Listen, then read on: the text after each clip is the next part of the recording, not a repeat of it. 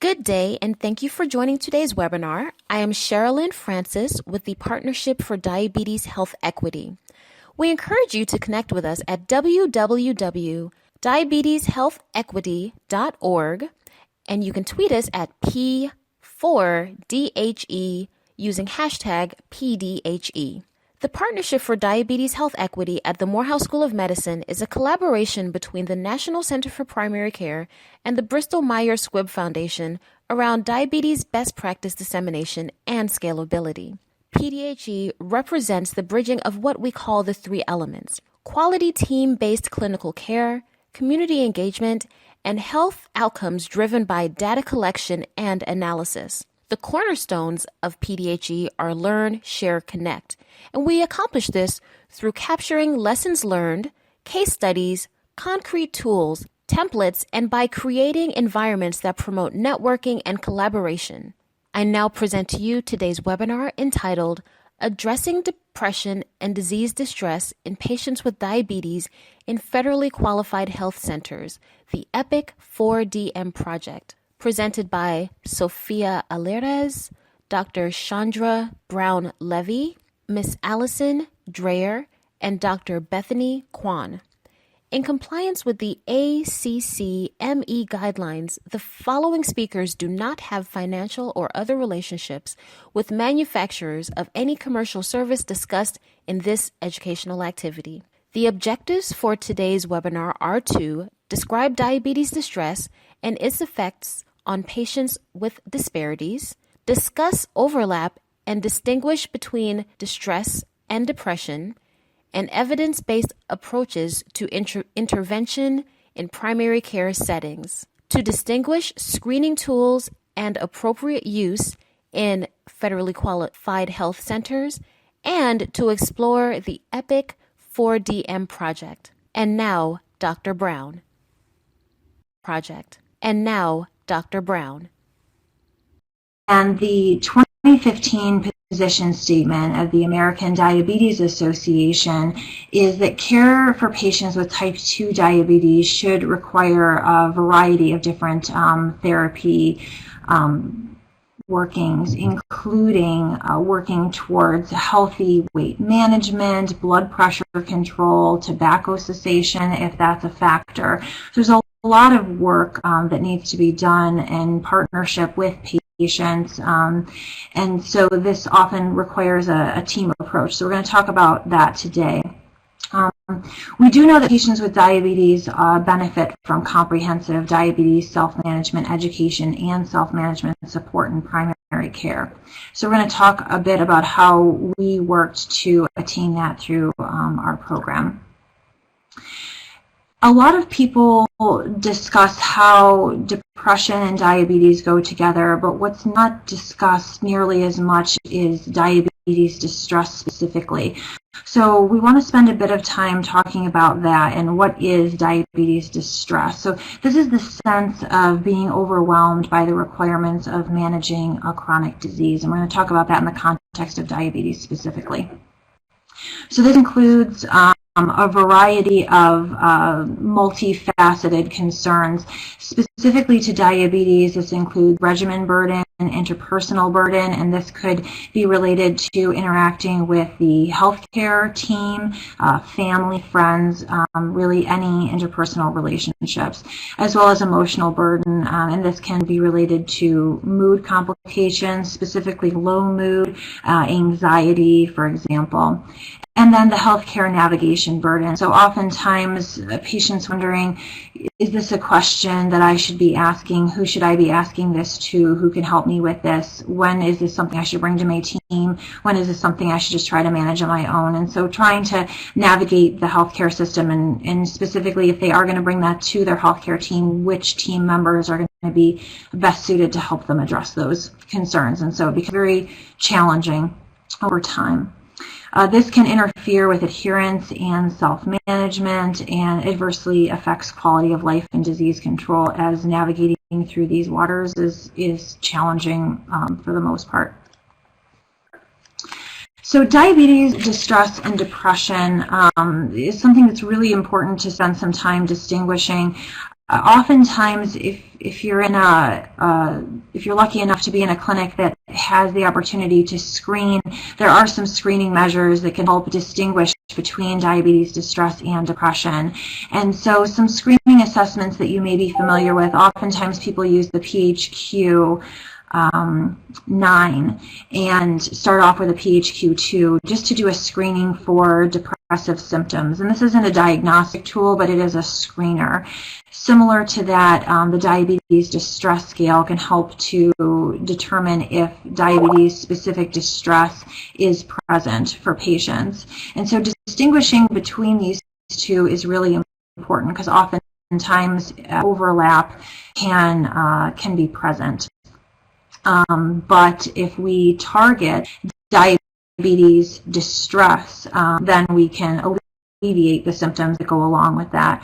Whereas if we target the depression specifically, that can be alleviated. However, if we don't distinguish between the two, oftentimes gains in either direction won't be met at the level that they could be if you targeted them specifically. And just remembering that depression is a clinical diagnosis, and so you don't want to go just based on a screening tool alone, but if a PHQ-9 is coming up positive, digging into that a little bit deeper and determining whether or not a clinical diagnosis is met is important to distinguish. There are a variety of different interventions that can be made with diabetes distress. This is something that patients and providers and healthcare teams can take action with and help patients to feel much better, but it does have to be targeted specifically. Some effective therapeutic interventions include CBT, or cognitive behavioral therapy, ACT, or acceptance and commitment therapy, and behavioral activation. And self-management support goes along with all of these, and Dr. Kwan's going to speak more about that specifically in just a moment. We've found that the more you can activate a team around these elements of care, oftentimes the better a patient can do and the better the team can feel about their efforts towards improving the health of the population of their clinic.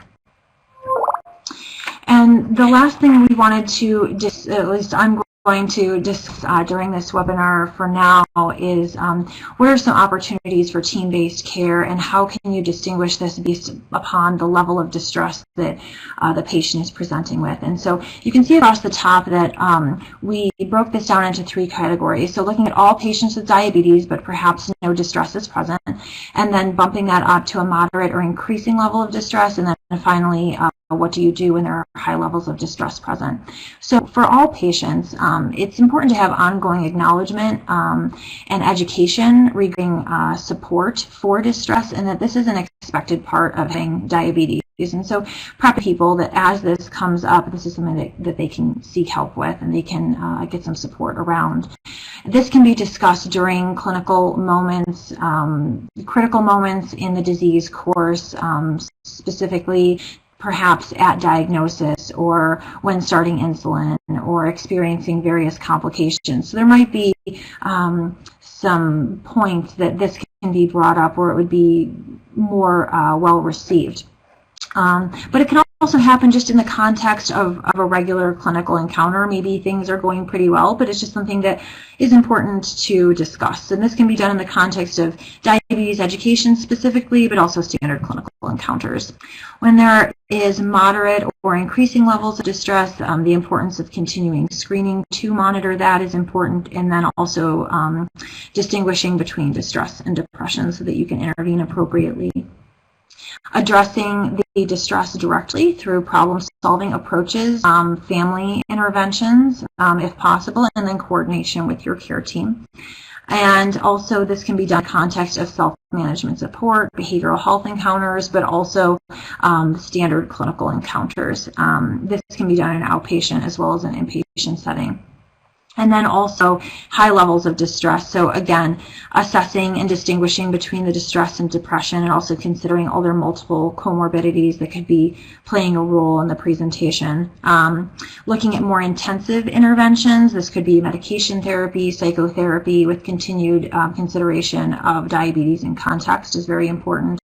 And then as you see efforts towards more integrated care, if you can engage your team, if you have a multidisciplinary care team that can help use their expertise, whether it be social workers, psychologists, your pharmacy team, whatever team members you have that can help support in the care of the patients, particularly when their distress becomes higher, is always beneficial.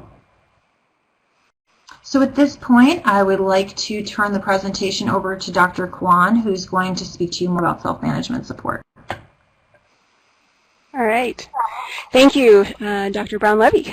So I'm going to talk a little more about self-management support for patients with diabetes, and specifically how it relates to and can be used for patients that have depression or distress. So diabetes self-management support, or SMS, in primary care has multiple components. First, it involves education and counseling patients. Importantly, it also involves collaborative goal setting and action planning with patients. That it's not just about education, it's all about having a collaborative relationship with patients to figure out where do they feel like they can take some action, where do they feel confident, where are there some barriers, and how can you help them work through some of those barriers. The use of self-management support is often supported through various health information technology and information systems, such as registries that help you identify patients, systems for doing assessments with patients to identify what sorts of resources or areas of assistance that they need. And also it involves referral often to community-based programs, as well as to the interdisciplinary care team that you may have in your practice or that you may have access to outside of your practice. Project, we specifically use the 5 A's model of self-management support. And the 5 A's, as you see, is a dynamic process over time in which you conduct assessments with patients, identify what their needs are, advise them on where they need to make changes, agree collaboratively on goals, assist patients with identifying barriers, in particular supports they may need, including resources, and then importantly arrange for follow-up. When are you going to close that loop? How are you going to do that? Whose responsibility is that? And all these things come together to specify a patient's personal action plan with their goals, their barriers, the follow-up plan, and additional resources you're planning to connect them to. Okay. So our 4DM project, this stands for Enhancing Patient Practice and Community Capacity for Collaborative Diabetes Depression and Diabetes Distress Management. 2 main goals for our project were to improve self-management, mental and physical health in the experience of healthcare for patients with diabetes and depression or disease distress, and to link patients with diabetes and these additional health concerns to both practice and community-based resources. So our intervention had multiple levels.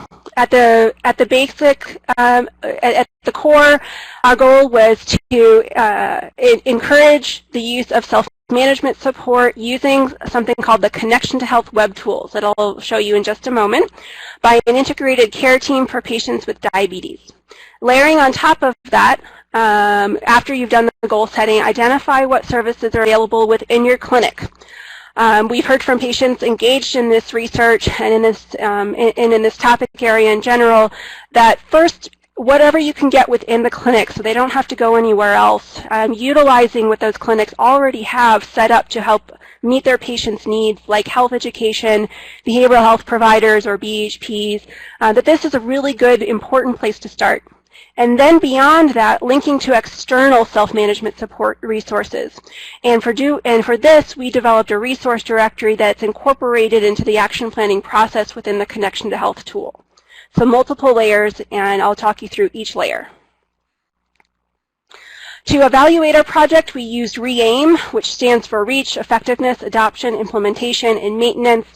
The important message that REAIM brings is it's not about efficacy. It's really about making sure that your project, that your intervention can work in real-world healthcare settings. And that is often where a lot of interventions have challenges, where there are a lot of barriers. And so really understanding the adoption at the practice level, the implementation at the practice level, how many patients they're actually able to reach, ultimately informs the impact of your intervention. And so we are specifically today talking about reach and implementation. Okay. So here is the Connection to Health tool. The Connection to Health tool was developed through a grant through NIDDK and by some colleagues of ours, and we added to it for our project. And what you see here is the first component, and in the first of the 5 A's that Connection to Health helps with. And so patients complete an assessment, and I want to say brief, but for some patients it turned out not to be so brief, as we'll talk about. And then it assists with the advising. You can see this patient grew and shrunk multiple times. This is just a test patient here. And you can see that it indicates where patients are struggling. A nice component of the Connection to Health tool is that it produces a clinician report that indicates both the patient's priorities that they'd like to discuss with their team. This patient wanted to discuss mood and my health concerns. This is the way we refer to diabetes distress. It also brings up potential high-risk issues and indicates how you might respond clinically when you have these particular priorities.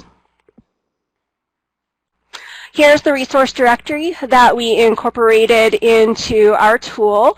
And when the patients are doing action planning, they're able to bring up this list of resources that are in their area, that are close to their clinic, and that are targeted to the particular goals that they would like to work on. Here's the template for the action plan. You can see kind of in the background here that patients select goals, they identify specific strategies for meeting their goals, and then they're able to bring up and select the resources that they would like to use. And in this instance, we included both the internal and the external resources so that patients and those working with those patients could use this as an opportunity to determine whether there was an internal resource that could meet their needs or if they needed to go outside. Okay, so we worked with the Metro Community Provider Network and 4 practices within MCPN to implement self-management support using the Connection to Health tools. So this was a practice level intervention. All of the training was done at the practice level with staff and clinicians with the practices. As part of a larger study, these practices were randomly assigned to either a control condition, which are not reported here, to a condition in which they received education on self-management support and how to use Connection to Health tools. And because we know implementation is so challenging, an additional set of practices received the same education, but they also received practice coaching or practice facilitation. And practice coaches, there's some tremendous resources out there about what coaches can do, but we use them to help inform local implementation. So helping the practices identify specific roles, workflows, and overcoming barriers to implementation. We also found that it was critically important to having organizational leadership engaged in implementation, planning, and decision-making. And our MCPN representatives here today are those organizational leadership who really worked very hard to figure out how to overcome the barriers at the local level. Okay. We also provided more targeted training around depression and disease distress. So again, this was a practice level implementation. We talked about implementation of evidence on depression and distress screening and treatment, much like what Dr. Brown-Levy presented earlier. This was an organization-wide training that included behavioral health providers, health educators, medical providers, patient navigators, care coordinators, and more. So this is another important thing that we have found in our prior work, is that if you want a group to act like a team, if you want a clinic to bring all members of a team in, then they all need to participate in those trainings. And this was a 2-hour training on similar to information to what Dr. Brown-Levy presented. We also did additional targeted training for behavioral health providers. We did 2 one-hour one-on-one trainings with a clinical psychology intern specifically. And there was also a coaching session with the practice coach, again on workflows and overcoming barriers. Okay. So here's a brief outline on how the depression and distress training went. We presented some case studies, encouraging the group to think through what their own experiences were like in identifying distress and depression with patients and then directing them to appropriate care team members. Importantly, we helped make the connection between mental and physical health. This is still a challenge, is helping people come out of their silos, outside of their regular ways of thinking about the distinction between mental and physical health, and really thinking about the interrelationship between those two. We talked importantly about the clinical diagnosis of depression, how you go about determining that, and similarly, how you go about determining diabetes distress, doing that assessment, doing that differential diagnosis, and identifying appropriate interventions. And then finally, focusing on team-based care. Okay. So here was what we found when we tracked the implementation of the Connection to Health tools and the use of self-management support for patients with diabetes and ultimately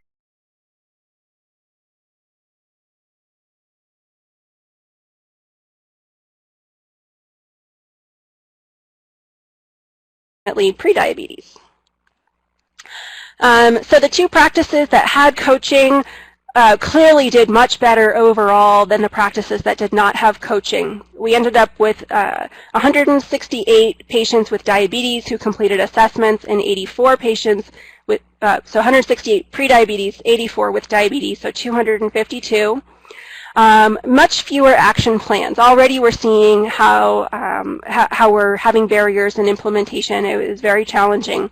So about 2/3 of patients were actually getting the action plans completed. So within these action plans, here are the different types of self-management goals that patients decided to fix or decided to address. The vast majority of patients chose dietary changes, exercise, and weight loss.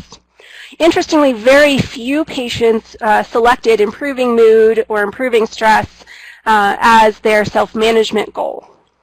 And we'll talk more about potential implications and interpretations of that a little bit later. Another thing we looked at was how many of these action plans specified a resource and whether these were internal or external resources. So we saw about 70% of action plans did include a resource, did select a resource from that directory. About 16% were internal resources, including health education, behavioral health, or the patient navigators, or external resources, most of which were rec centers and gyms. And then also quite a few liked diabetes meetups. So if you haven't heard of diabetes meetups, I encourage you to look them up. They're a great way for patients to get social support, which we have consistently identified as being something of value to patients with diabetes.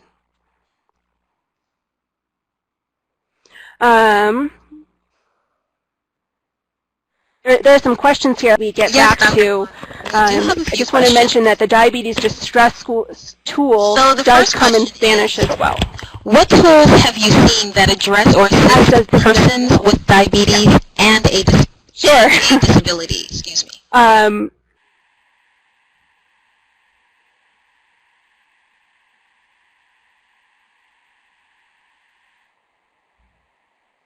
And a disability. Yes, what we can do is, if you want to, well, okay. That one is actually from Barbara. So Barbara, if you'd like that clarity, the question about can type that in the website the Q&A box, and you can proceed, and we will be taking questions and have periodic stuff. Not knees up, but meetups. Meetups are their website that you can go to. It's about more than just diabetes. You can find meetups for anything, you know, learning how to plant a garden to starting a new business. Okay, good. All right.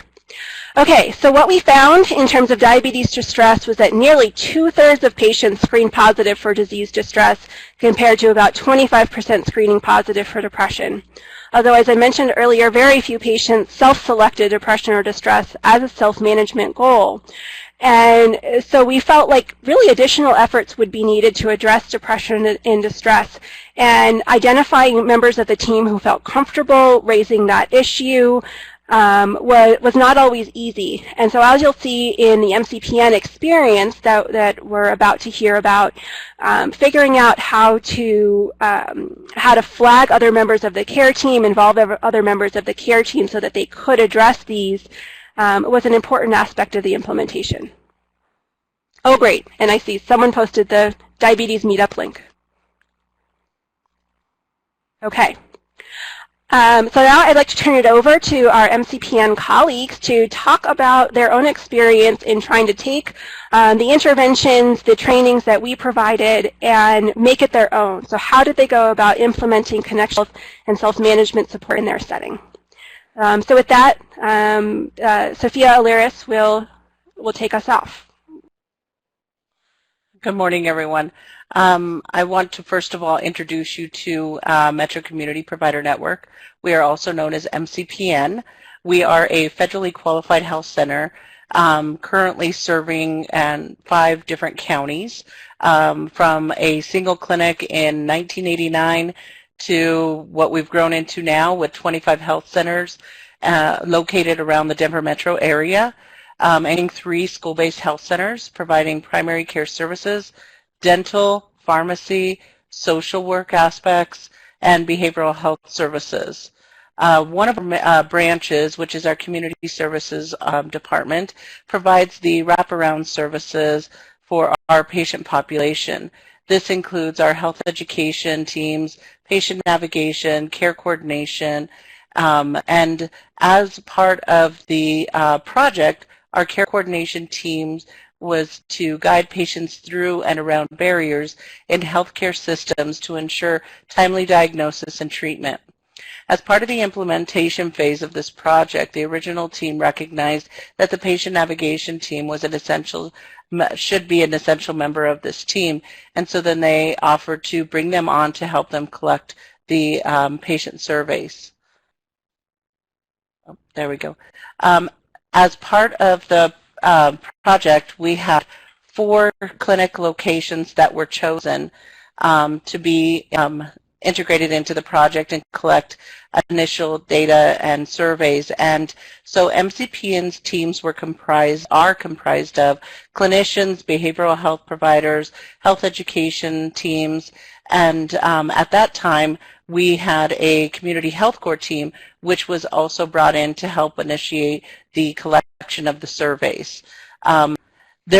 As Bethany mentioned earlier, Dr. Kwan mentioned earlier, we were having some difficulty getting the teams to come together to figure out the best practice in order to collect the surveys and figure out the best way to kind of navigate the folks through this process. And so initially, as I mentioned, we brought in the patient navigation team to kind of be that hub where all the patients would flow through after collecting the surveys, identifying what the patient's barriers were and what needs needed to be addressed according to the Connection to Health screening tool, then were referred to the various departments. So referrals were sent to the behavioral health team, the health education team, and our clinician report was then reviewed by our medical providers so that they could identify specific areas.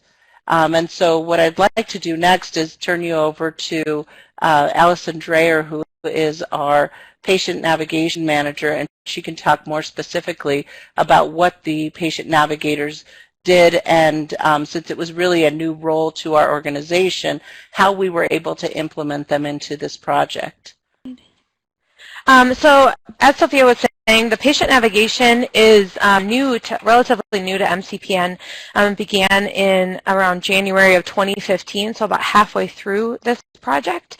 The primary job of the navigators is actually to link patients with resources and to kind of do all of the extra stuff that doesn't necessarily get done within the provider visit. So in terms of the Connection to Health and 4DM model, the best example of success, as you can see from my slide, is actually on the left with Shansei. So he had just started with patient navigation, and he was at a practice that had coaching, and he works at a mid-sized family practice clinic with 3 providers. And the way that he was introduced to this clinic was actually through this project. So he basically looked at the schedule, found all of the patients that had a diagnosis of diabetes and met with them, and he was able to get, kind of the best results. All the rest of the 3 navigators that were part of the 3 other practices had a little bit different situations.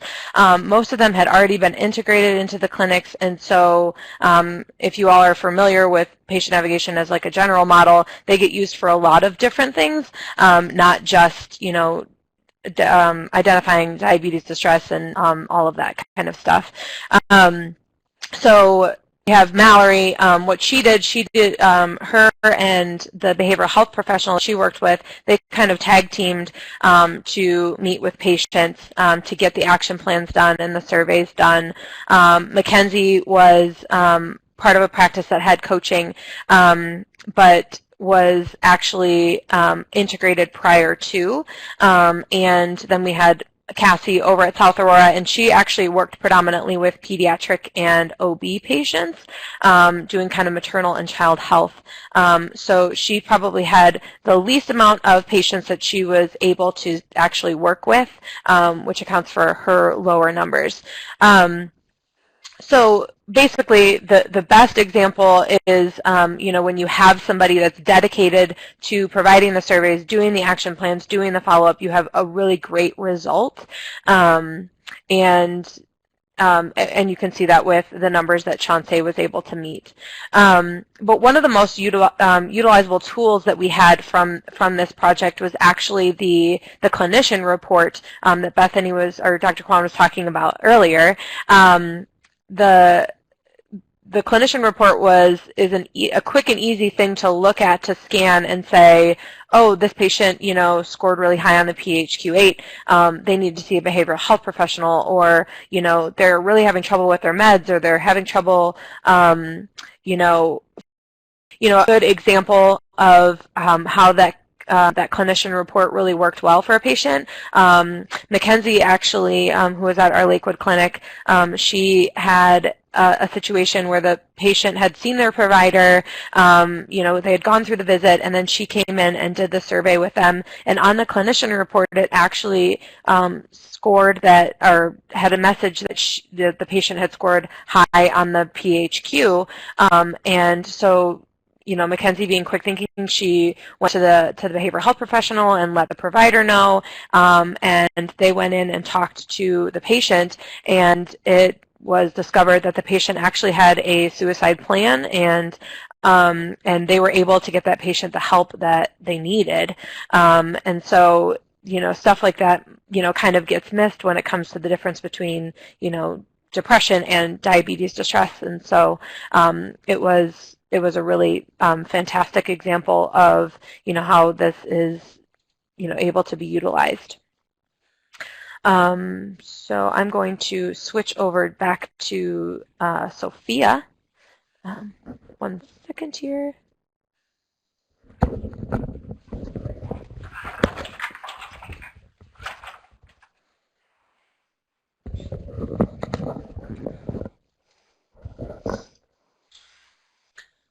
I apologize. We're having a little bit of technical issues, so we're having to share the headset here. So I do apologize, but I did want to go over a little bit about the clinician tool that has been mentioned a few times already, and as part of the completion of the survey.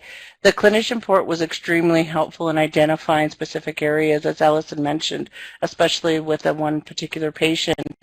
Although it was a great tool, it posed a little bit of difficulty for us because the systems did not interface with one another. So our EMR and the connection to health tool were completely separate. And so the form was printed out of the connection to health tool and then had to be physically scanned into our EMR. And then once it was into our EMR, then it had to be routed over to the clinician, who then would review that. because it took so many steps to get that into our system, oftentimes the patients had already left from the visit, and then we were having to recall patients back in. So it did pose a little bit of an issue for us, although we did get some really great takeaways from the project. There, as part of the screening tool, as a part of the survey, there was the Diabetes Distress 2 questions that if they scored positive on those 2 questions, then it led into a larger questionnaire survey to determine whether or not the person was actually experiencing depression or distress as a result of their diabetes. And so at that point, if it was related to distress in their diabetes, it was the health educator and the behavioral health provider working in tandem so that they could address those behavior issues and also kind of deal with some of the stressfulness of being recently diagnosed with the disease. So they could deal with that. And then if it was a depression issue, the team would then work very closely with our behavioral health folks to work through those issues.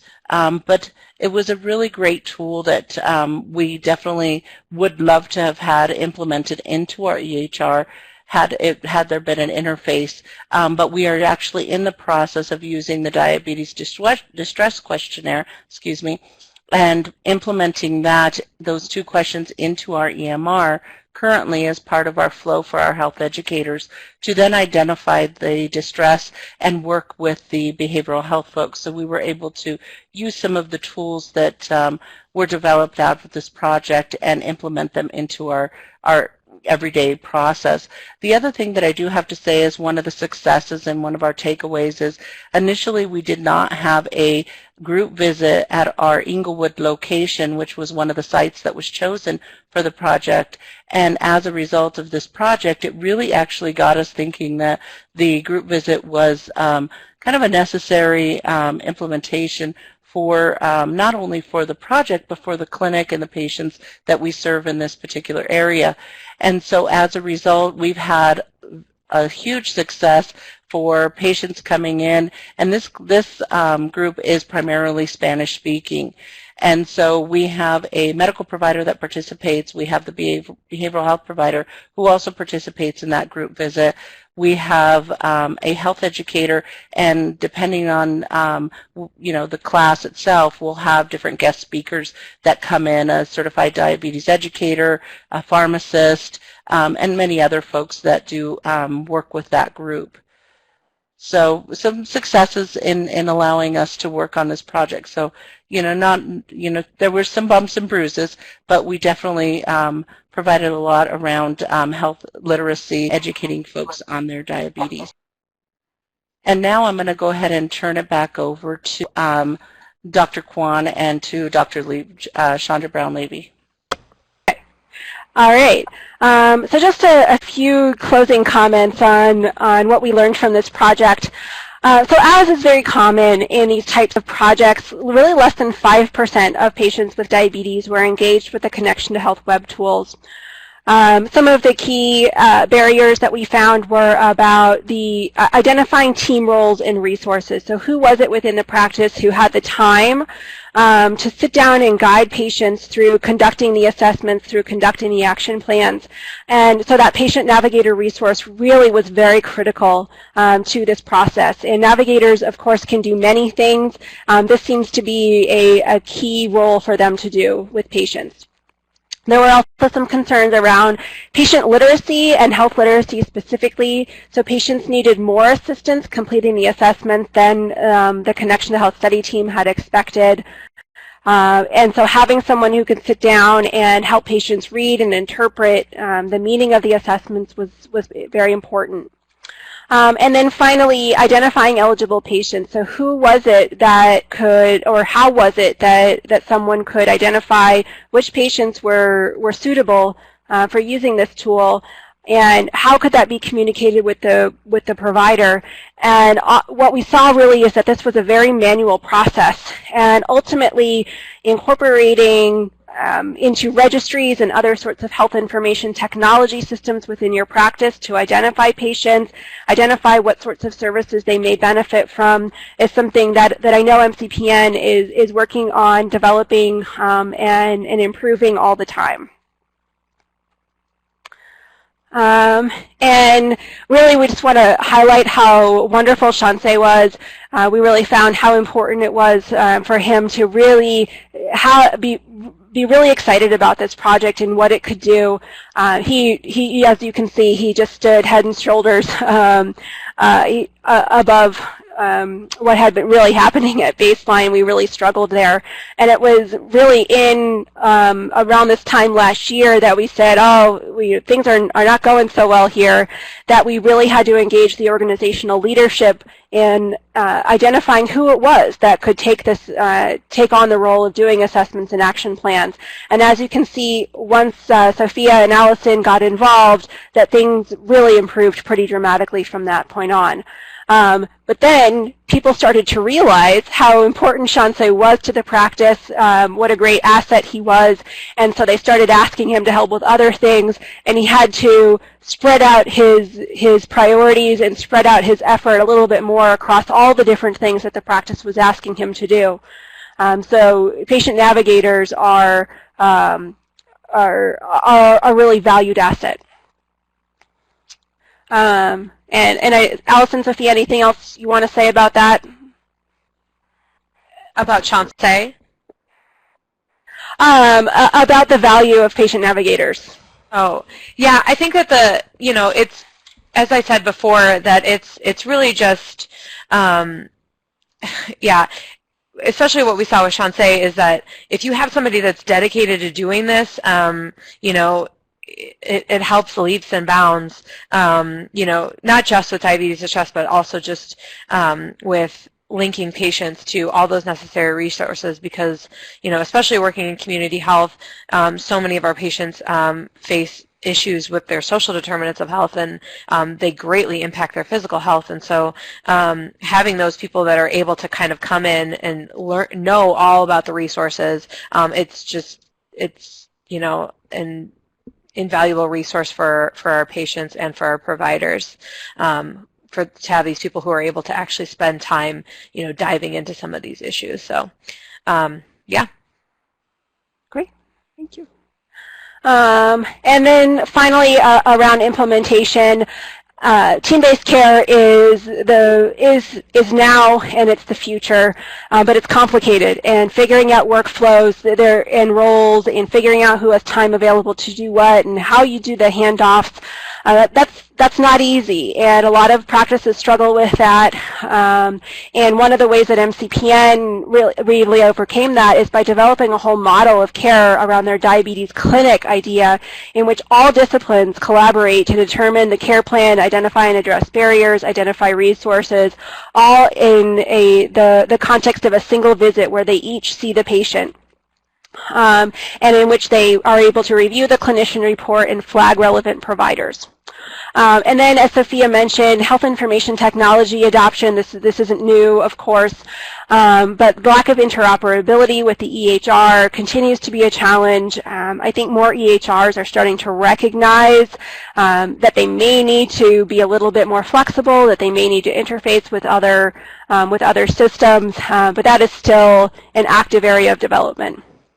And then sometimes these systems that you have, these external systems that you have, can be redundant with existing processes.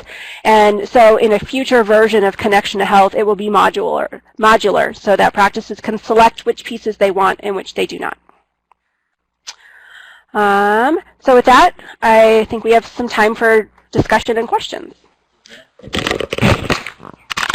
Okay, yes, we do. Our first question, and we will have a poll question. Poll question 4 will be coming up shortly, and then we will also review poll questions 1, 2, and 3. So the first question is, many clinics have a Hispanic patient population. Are there any screening tools specifically for the Hispanic patient population? So this is a great question. We had the diabetes distress scale translated into Spanish, and not just directly translated, but reviewed by native Spanish speakers from Hispanic communities in Denver to help us change some of the language to make sure that it was culturally appropriate. So an example of that is we say friends and family in English, but we were told no, family comes first. You would always put family first. And so those sort of little details were important. And so we do have that diabetes distress scale in Spanish. It has not been officially validated, but we do have it available. And then the Connection to Health tool is also available in Spanish. Was there also a question about the specific questions on the diabetes distress scale? I think I saw that. Yes, that would be the next question, yes. Okay. So both the PHQ-9, I see somebody indicated here, the PHQ-9 is available in the public domain in many different languages. Not all of the languages, but many languages. I believe last time we looked for one of our clinics specifically, we looked for the top 5 languages spoke. One of them was Farsi, and I don't believe it's been translated into Farsi, but there are a lot of languages for the PHQ. For the diabetes distress scale, that's also available in the public domain. You can just Google it, actually, and you can find it in PDF. But what it asks is a 17 item questionnaire that asks about how much you've been bothered or distressed by various things during the past month, and then you circle 1 through 6. It's a Likert scale.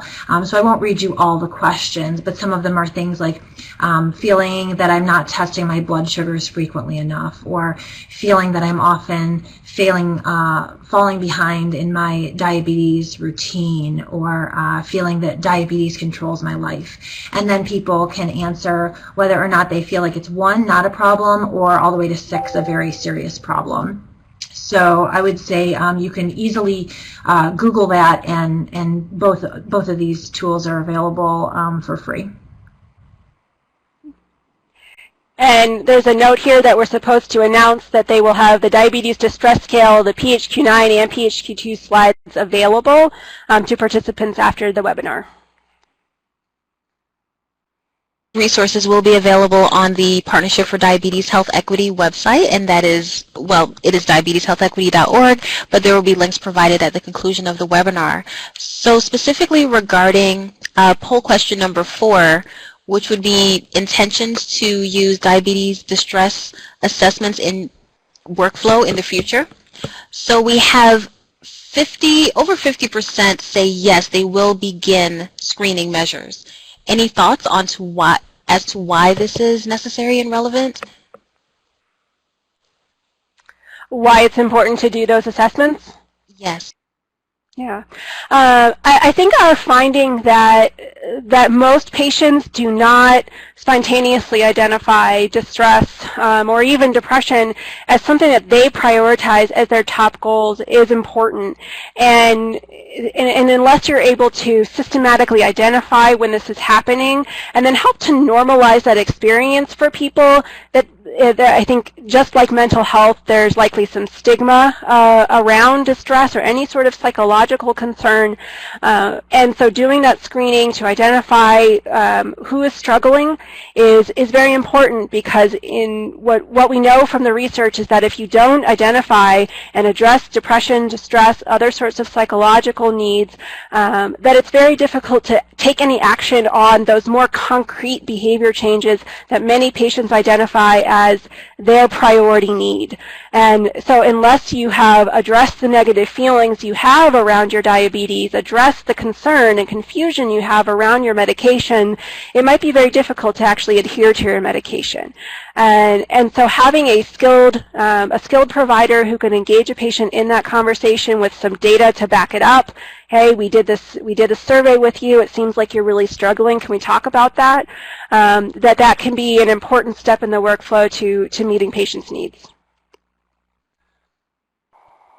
I would agree with everything that Bethany said, and I would say oftentimes people come in with the symptoms, but they don't have a way to identify what's actually going on. So even, depression, which we know a lot more about than we do about diabetes distress. Oftentimes people come in with symptoms, but they don't know that it's depression that they're feeling. And so being able to give that a word and say, you know, this is actually, you know, we have a lot of treatments for this because this is something that a lot of people suffer with. But even if we just looked at that, a lot of people come in and they say, okay, I feel like I'm just going crazy. And we say, no, you're not going crazy. There's something, we call this, we have treatments for this, you're not alone. And sometimes just that in and of itself is very comforting for people to know that there are treatments available and there are providers out there and teams who care about them doing well, and that there are pathways to get them feeling better. Thank you, Dr. Kwan and Dr. Levy. Our next question is, before we address poll question number 3, some states have funding cuts and have fewer or no certified diabetes educators available. Neither do they have assigned patient navigators. How are the clinics managing this lack of professional education? This is Sophia, and I actually would like to address this a little bit for you. Right now, here in the state of Colorado, we are looking at, there is a patient navigation collaborative that was had received some grant funding through our it's the Colorado Public Health and Education Program, basically the health department, and they are had provided a grant to look at what patient navigation can do for organizations that serve individuals who are underinsured, uninsured, and who have large issues with social determinants of health.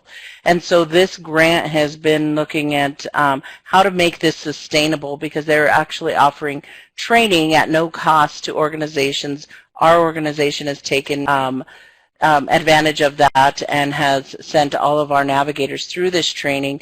There's a level 1, a level 2, and a level 3. However, what they're finding now is that they actually want to move this into the colleges and actually make these courses available to folks that are going through a healthcare track. For their education and their undergraduate's degrees. So we are working in partnership with them right now to adopt some of their scope of work, as well as develop some competencies that are all happening. There's the Community College of Otero schools out in Pueblo, I believe it is, and there's another school here, I believe Metro State University is also looking into putting this as one of their coursework, and some of the community health community colleges are also looking at this as part of a course track. So Allison can speak more to that, but as far as, and I can give the mic over to her in just a second, but one of the things I did want to mention is that because we are a federally qualified health center, our funding is also very limited. We only have 4 general patient navigators throughout our entire system for our 25 locations, so they're stretched pretty thin. But we also have, we do work off a lot with grants to help fund other positions. Our health education team has currently 3 CDEs, so Certified Diabetes Educators. And one of the things that we've been trying to do to really expand upon our services is partnering with other agencies in the community to see what they can do to help us meet the needs of the individuals that we're serving.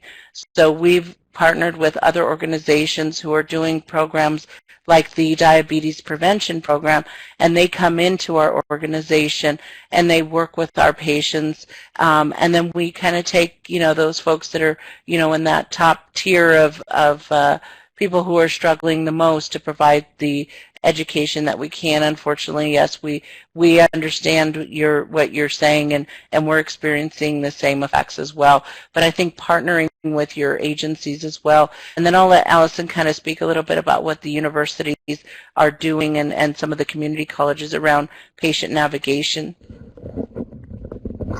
Well, I think Sophia kind of hit the nail on the head with that, but I want to answer another question of how are the patient navigators different than the community health workers? So they're actually in the process of creating two separate, entirely separate job codes, like federal job codes, because they are very different.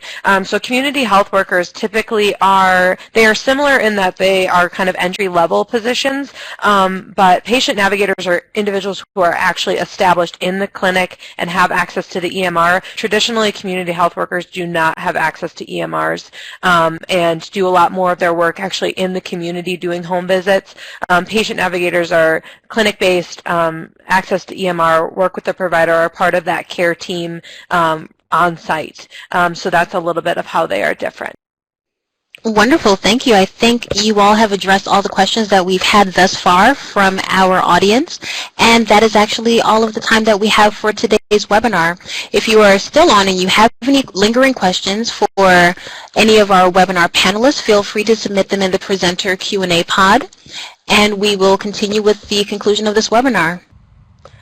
A huge thank you to Dr. Kwan, Dr. Levy, Ms. Sophia, and Ms. Dreyer. Thank you very much for an informative and highly educational presentation. Additionally, we thank each of you participants for attending today's presentation. These are the references.